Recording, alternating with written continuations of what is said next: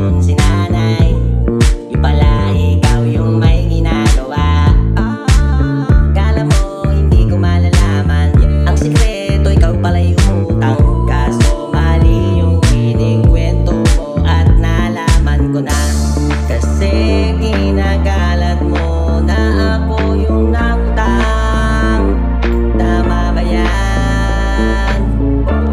Eh kaso lang ngayon malalaman na yung totoo. Patay ka dyan! Nangutang ka rin naman, di ka lang nagbayad. Pero bakit sa